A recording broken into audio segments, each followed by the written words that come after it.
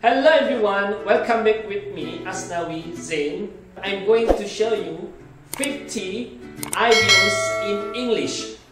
Do you know what is idioms? Idioms adalah ungkapan-ungkapan asing yang sering dipakai. Misal, hit the books. Okay, if you want to know more, check my video. Check it out. Part 1. 50 idioms in English you have to know. 50 idiom in English you have to know. 50 ungkapan dalam bahasa Inggris yang kalian harus tahu, yang sering kita dengar tetapi kita jarang mengetahui artinya. First, hit the books. Artinya belajar dan merupakan cara untuk mengatakan kepada teman-teman bahwa Anda akan belajar. Contoh kalimat, sorry but I can't watch the game with you tonight. I have to hit the books. I have a huge exam next week. Maaf, saya nggak bisa nonton pertandingan denganmu nanti malam. Saya harus belajar. I have a huge exam next week. Saya banyak ujian minggu depan. Second, hit the sack. Artinya tidur dan digunakan untuk memberitahu teman-teman atau keluarga bahwa Anda sangat lelah sehingga harus tidur. It's time for me to hit the sack. I'm so tired. Waktunya tidur saya ini. Saya begitu capek. Saya sangat capek. Third, twist someone's arm. Ini bukan berarti membelitir lengannya seseorang, tapi artinya ini adalah Anda berhasil meyakinkan seseorang untuk melakukan apa yang Anda inginkan. Contoh kalimat, adik, kamu harus benar-benar datang ke pestaku nanti malam ya. You know, Eka, kamu tahu lah saya nggak bisa. Saya harus belajar. Come on, ayolah, you have to come. Kamu harus hadir. It's going to be so much fun. Ini pasti seru loh. And there are going to be lots of food there. Akan banyak makanan loh di sana. Please come, datanglah. Lots of food? Banyak makanan? Oh, alright. Baiklah. Kamu sudah bisa meyakinkan saya. I'll come, saya akan datang. Okay. Fourth, stab someone in the back. Ini bukan berarti menusuk seseorang di belakang. Ya. Tapi artinya ini adalah menyakiti orang yang dekat dan mempercayai kita dengan diam-diam mengkhianati dan merusak kepercayaannya. Berarti menusuk dari belakang, istilahnya seperti itu dalam kehidupan sehari-hari. Contoh kalimat, did you know that Sarah stabbed Kate in the back last week? Kamu dengar kah kalau Sarah itu mengkhianati Kate minggu lalu? No, I thought they were best friends. What did she do? Oh, enggak. Saya kira mereka itu teman baik, teman karib. Apa yang dia telah lakukan?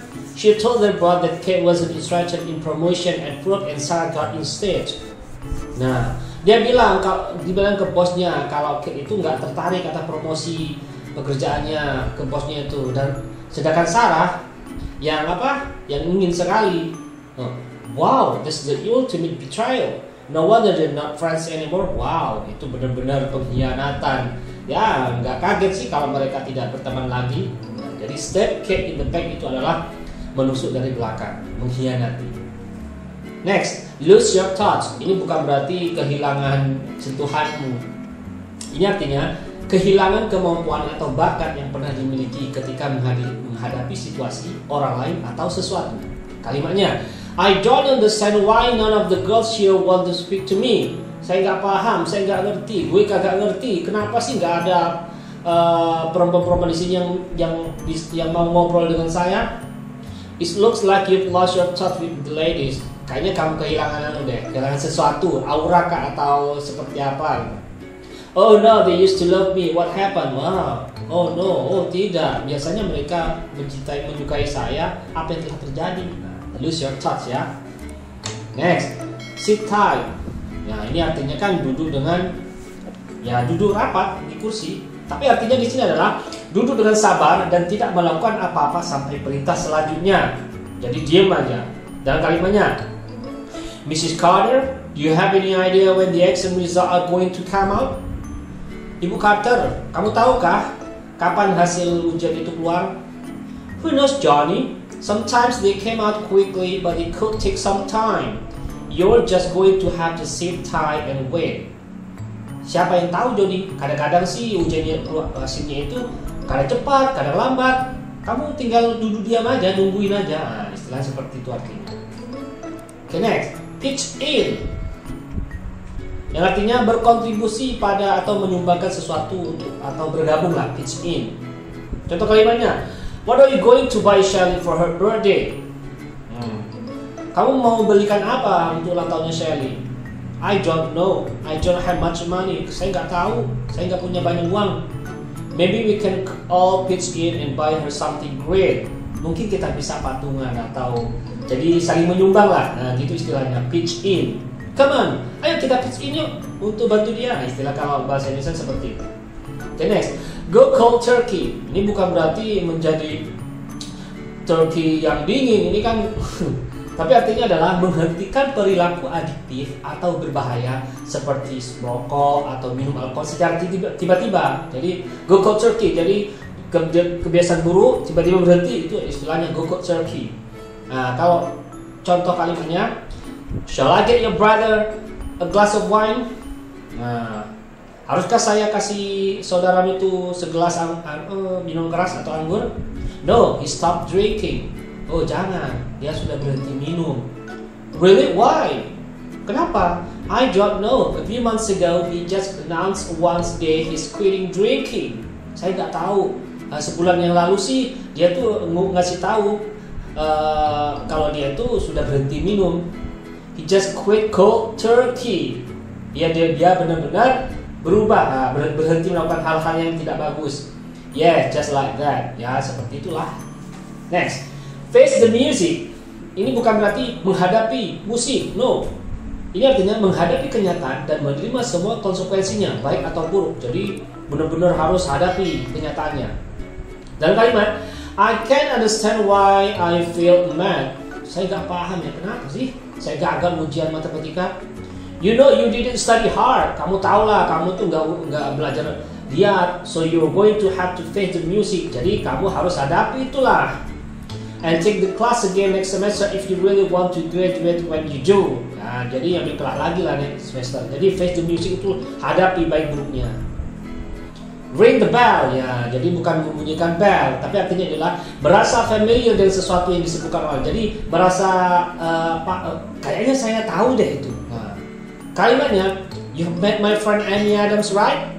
Kamu telah bertemu dengan teman saya Amy Adams kan? I'm not sure, but that name rings a bell. Nah, saya nggak yakin sih, kayaknya nama itu familiar deh, istilahnya begitu. Nah, was she the one who went to Paris last year? Apakah dia salah satu orang yang pergi ke Paris tahun lalu? Nah, seperti itu. Jadi ring a bell itu adalah sesuatu yang familiar. Next, blow of steam. Ini bukan berarti mengeluarkan asap, no. Artinya ini adalah melepaskan stres atau ketegangan. Contoh kalimat. Why is Nick so angry and where did he go? Kenapa sih Nick itu begitu marah dan kemana dia pergi? He had a fight with his brother, so he went for a round to blow off steam. Dia habis kelahi sama saudaranya, jadi dia tuh pergi melepaskan ketegangan atau stres amarah seperti itu. Jadi membuang amarah yang terpendam. Jadi adalah blow off steam. Next, cut to the chase. Nah, apa artinya itu? Tidak bicara panjang lebar dan berbelit. Jadi to the point lah. Hai guys, kita itu nggak punya waktu sini ya. Jadi saya itu mau to the point saja karena kita itu punya masalah akhir-akhir ini di kantor seperti itu. Next, up in the air. Jadi mengangkat di udara. No. Artinya adalah sesuatu yang tidak pasti atau tidak jelas. Belum ada rencana pasti. Up in the air. Contoh kalimatnya. Jen, have you set the date for the wedding yet? Jen, kamu sudah aturkah tanggal pernikahanmu? Not exactly, belum sih. Things are up in the air. Nah, sesuatunya masih ngambang ya. And we're not sure if our families can make it one day we want it. Dan nggak yakin sih kalau nggak saya tuh setuju bila saya tuh inginkan hari tertentu. Hopefully we'll know soon. Ya, saya berharap akan segeralah. Nah, seperti itu ya. Jadi up in the air itu masih ambang-ambang, masih remang-remang lah istilahnya. On the ball, ya ini on the ball, di atas bola, no. Ini artinya sangat cepat memahami hal tertentu, sangat siap atau bereaksi cepat dan tepat pada suatu situasi. Jadi gerak cepat lah, gercep istilahnya kalau sekarang ya. Dia gercep sekali, ya itu on the ball. Dan kalimatnya, wow, you have already finished your assignment. They aren't due until next week. You're really on the ball. I wish I could be more like you. Wow, kamu benar-benar sudah menyelesaikan tugasmu ya. Padahal ini masih minggu depan ini deadline-nya. Kamu benar-benar on the ball lah istilahnya, kamu benar-benar gercep lah istilahnya. I wish I could be more like you. Saya berharap saya bisa lebih seperti kamu. Oke, on the ball, gercep. Next, get over something. Ini bukan berarti melompati sesuatu, no. Ini artinya adalah tidak sedih lagi dan sebuah perpisahan sudah tidak memberi efek negatif. Berarti ya melepaskan masa lalu lah. Intinya seperti itu. Kalimatnya, how's Paula? Has she gotten over the death of her cat yet? Di mana kabarnya Paula? Apakah dia sudah gotten over? Apakah sudah dia berubah atas sudah tidak sedih lagi atas kematian kucingnya? I think so. She's already talking about getting a new one. Mungkin sih, karena dia tuh sudah ngobrol mau cari yang baru kucingnya. Jadi get over something itu melepaskan masa lalu dan bergerak masa depan. Saya bilang. Next. Look like $1 million or buck. Wow, artinya adalah pujian tinggi. Misal Anda tampak sangat menakjubkan menarik. Jadi ini pujian yang paling tinggi. Look like $1 million. Wow, you look like $1 million. Iya, wow, Mary, you look like $1 million or buck in this evening. I love you. I love your dress. Wow, Mary, kamu benar-benar ya. Pokoknya benar-benar deh seperti itu. Next, brought me the silver spoon in one's mouth. Wow, ini aneh lagi ya. Jadi born itu bukan berarti lahir dengan sendok silver di salah satu mulutnya, no. Tapi artinya adalah orang yang berasal dari keluarga kaya dan sukses. Contoh kalimatnya, John was born with a silver spoon in his mouth. His parents bought him everything he wanted and sent him to the best private school. John itu terlahir dari orang kaya, ya artinya gitu. Bahasa Inggrisnya born with a silver spoon in his mouth banyak kali, tapi ini idiom yang sering dipakai di Amerika atau di luar sana. His parents bought him everything he wanted and sent him to the best private school. Orang tuanya memberikan segalanya sesuatunya. Oke, next. To go from rag to riches. Oh, dari gambarnya sudah sebelahnya compang camping, sebelahnya apa? Artinya, artinya adalah dari miskin jadi kaya, miskin jadi kaya, ya. Dan kalimatnya, actor Jim Carrey went from rag to riches. At one time, he was living in a van, but he continued to work hard and eventually became one of the highest paid comedians in the world. Nah, aktor Jim Carrey, tak siapa lah sih nggak tahu Jim Carrey itu, yang pemerannya yang biasanya lucu bukan Jim Carrey itu. Went from rag to riches, dia dari miskin jadi kaya. Dan suatu waktu dia itu pernah dia tinggal di sebuah van, mobil kayak model rumah-rumahan itu, tapi dia tetap bekerja keras dan menjadi salah satu komedian dunia yang bayarnya paling tinggi. Itu adalah Jim Carrey. Next, pay or cost an arm and a life for something. Wow, ini lebih aneh lagi. Membayar, ya, enam lengannya, bayar dengan lengan dan satu kaki untuk sesuatu. Artinya begini, membayar banyak uang untuk sesuatu. Nah, itu ya artinya ya, jangan salah-salah mengertikan. Dan kalimatnya, the price of chocolate has doubled. Wah, harga coklatnya benar-benar mahal, melonjak tinggi. I nearly paid an arm and leg for a small candy bar. Saya tuh hampir membayar, membayar banyak uang. Contoh lainnya, chocolate costs an arm and leg now. Coklat itu harganya mahal sekali sekarang. Nah, artinya gitu. Ini adalah istilah idiom in English. Next, to have sticky fingers. Nah, sticky finger nih, ini gambarnya kayak pickpocket, kalau pickpocket ya. Artinya apa sih? Mencuri, ya. Artinya adalah mencuri. Ya, dan kalimatnya, the manager fired the cashier because he has sticky fingers. He stole more than $200 in a month. Sang manajer memecat kasirnya karena dia itu mencuri. Dia mencuri lebih dari $200 dalam sebulan. Wow, to have sticky finger. I don't have sticky fingers. Okay? Saya bukan mencuri loh. Next. To give a run for one's money. Apa artinya ini? Untuk bersaing dengan orang lain pada level mereka dan membuat mereka berusaha keras untuk menang. Misal dalam kalimat, Joe really gave me a run for my money in the chess tournament. He almost beat me. Wow, dia itu benar-benar bukan mengasih uang ya, dia benar-benar berlomba-lomba bersaing, hampir dia mengalahkan di perlombaan caturnya. Nah, he almost beat me, dia hampir mengalahkan saya. Jadi to keep run of one's money. Next, To pony up. Apa sih pony up ini? Dia tong pony, no. Rambut di pony, no. Ini adalah membayar sesuatu atau melunasi utang. Contoh, pony up and give me the $5 you owe me. Bayar. Kasih saya $5, kamu hutang loh sama saya. Nah, gitu. Nah, untuk kalimat lainnya, I told my roommate Jane to pony up her portion of the rent money. Saya kasih tahu teman sekamar saya Jane untuk membayar hutang untuk apa? Penyewaan, for the rent money, uang sewa. Oke.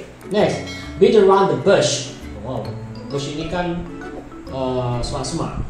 Artinya apa? Bicara berbelit-belit sebelum menyampaikan maksud, terutama karena apa yang disampaikan itu memalukan. Nah, beat around the bush. Artinya, I don't have much time, so stop beating around the bush and tell me what actually happened. Saya gak punya waktu. Berhentilah ngalor ngidul, bahasa Jawa gitu. Berhentilah berbelit-belit, panjang kali lebar kali luas. Nah, kasih tahu apa yang tadi. Nah, jadi yang suka berbelit-belit kalau ngomong itu ada istilahnya beat around the bush, ya. Oke, next, break even. Nah, break even ini bukan membacakan masalah, no, tapi dia tidak untung dan juga tidak rugi, ya. Pas-pasan, ya apa ya istilahnya, nggak untung nggak rugi, ya berarti ya gitulah. Dalam kalimatnya, the trip to the beach cost me $100, but I almost broke even after winning $90 in a contest. Ya, perjalanan ke pantai itu biayanya habisin biaya $100, tapi saya hampir broke even after winning. Ya, in a contest, seperti itu ya, gak untung gak rugi lah, karena dia 90 ya, seperti itu. Next, break the bank. Ini bukan berarti menghancurkan bank, no. Artinya lah sangat mahal, ya, wow. Nah, contohnya, taking a week long vacation would break the bank. There's no way I could afford to do it. Ya, kalau liburan sepanjang hari lah, a week long ya, minggu long, itu akan membayar apa yang butuh biaya mahal. Saya nggak bisa melakukan itu. Jadi break the bank, ya, oke. Jadi break the bank bukan menghancurkan bank atau merusak bank.